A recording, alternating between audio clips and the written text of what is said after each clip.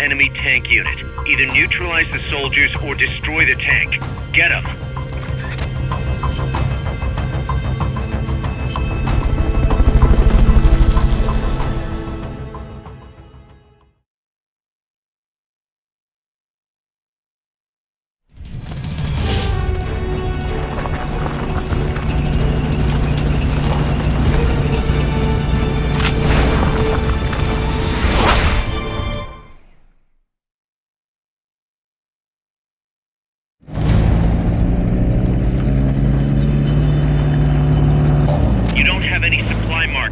Are you gonna have enough ammo? Maybe you should pull back and reorganize things first.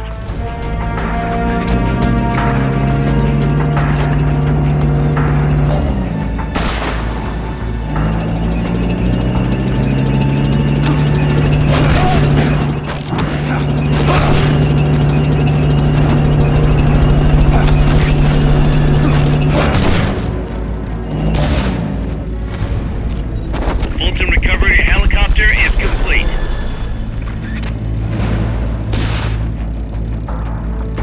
Fulton recovery subject confirmed onboard helicopter. Enemies close by!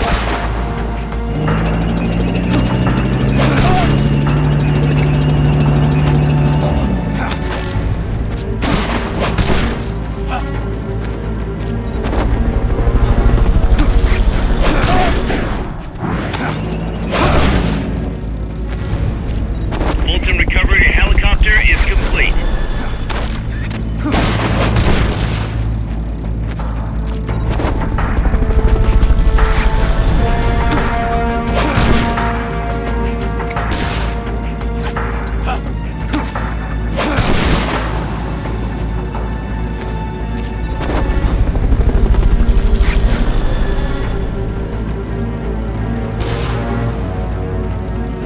Fulton recovery subject confirmed onboard helicopter.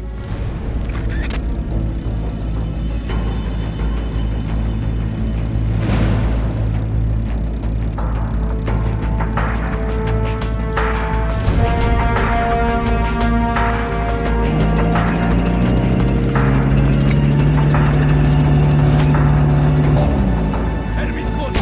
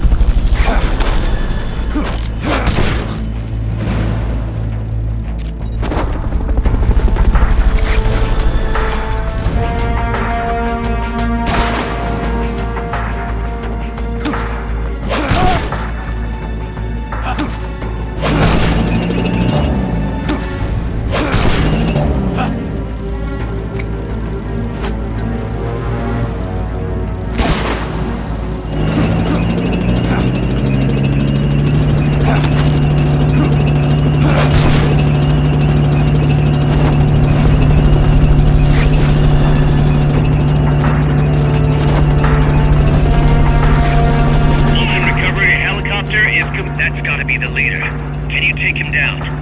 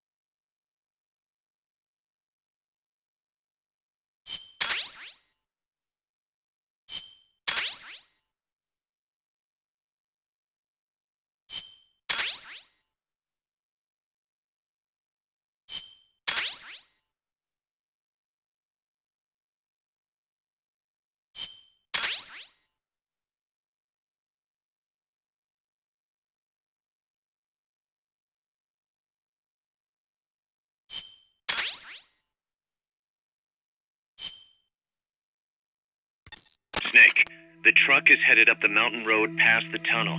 So it was nukes after all. What now? Their main base is up ahead. I better hurry after them then. But, Kaz, if I don't get moving, it'll be too late. all right, I guess you never did let dangerous assignments or risk aversion get in your way. How do I get inside the mountain? I can forget about the tunnel. Yeah, the tank took care of that. Any other routes? Why don't I let a local expert take over? Snake, you need a way into the mountain? Yeah, got one. Let's see. Do you remember that precinct I was in? In the village, right? Right. Go back to the village and head north. There is a bridge that connects to the mountain road. It crosses over a gorge. That's probably the best way. But there is a little problem. The path heading north from the village is barricaded. You might have to break through. Got it. The heart of Irasu. That's where the enemy's base has got to be, Snake. And maybe... Let me guess. The Basilisco. You don't believe me, do you? No, I mean, we'll have to see. Snake, Irazu features a number of crater lakes. The Odeberg government had planned to use those lakes to construct hydroelectric plants as one of its big state development projects. The project was scrapped, but there's still a small opening at the bottom of the lake. Meaning? I checked the satellite imagery, but didn't see anything man-made, which means they probably built a base inside the mountain. Could just be a storage igloo for explosives, or maybe some kind of research facility. What do they hope to accomplish by bringing the nukes there? First things first, get past that barricade north of the village. Looks like the only way through is the noisy way. You'll have to blow it up.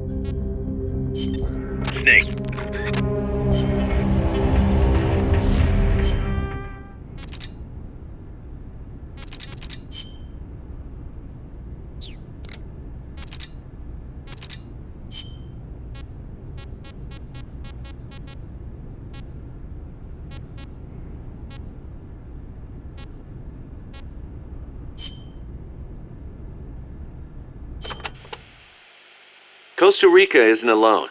All of Latin America is getting swept up in the superpowers' Cold War. The whole ideological split between East and West. In the end, it's just a greedy scramble for wealth by the ruling classes. The Western bourgeois stand to lose everything if their countries go communist.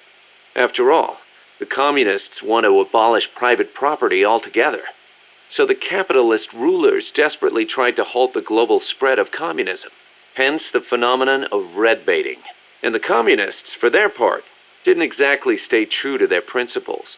They tried to escape class-based society, but between Stalin's autocracy and the rise of the nomenclatura, they ended up creating one anyway. Once people have power, they stop caring about equality. That's where communism, where society in general reaches its limits.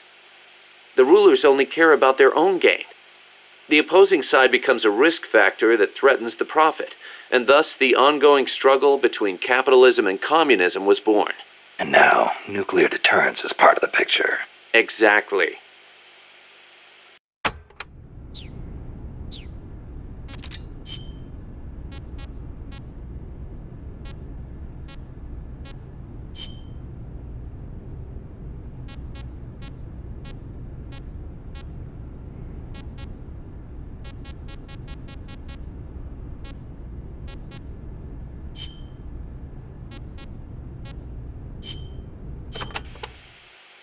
Costa Rica means rich coast in Spanish. Is it true that Columbus was the one who came up with the name? Your guess is as good as mine. But it is true that Columbus landed his ships near Limon back in the age of exploration. He wrote in his diary that when he landed, the indigenous showered him with gifts of gold. Hence the name. It sounds a little strange to me. There's no way they could find that much gold in Costa Rica. Columbus originally set sail in search of the legendary land of gold.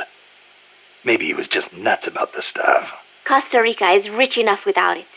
Look at the forests and the animals and the peace-loving people. That is what I want to protect. I know how you feel.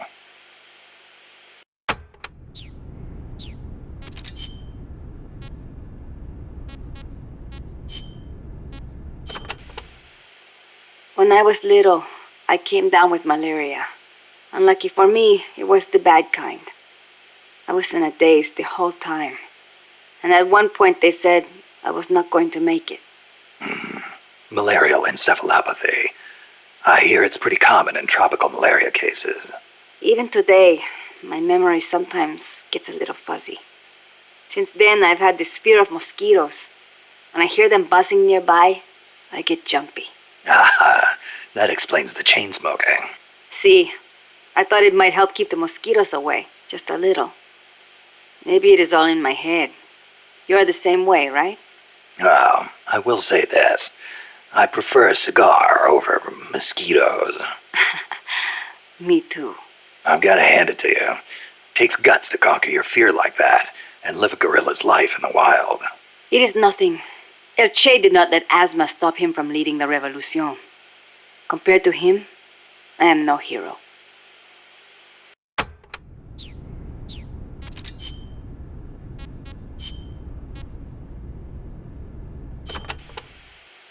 Sorry to hear about your dad. Don't be. He is a guerrilla warrior. We pledge our lives to our country and its people. I'm ready to die too if I have to. You sure? You better believe it. Like mi viejo used to say. Patria o muerte. Che said it first. My dad used to tell us all kinds of stories. About General Sandino and his fight against La Guardia. About my mom before she left us. You didn't want to go with her. It's not like that. La Revolucion comes first, that's all. You must wish you could see her, though. I don't know. But I know I'll see her again when this is all over. Somehow, I just know it. When I do, me and my mom and papa are all going to live together again. At least that's what I thought. Now, Hang in there, Chico. Your sister needs you. okay.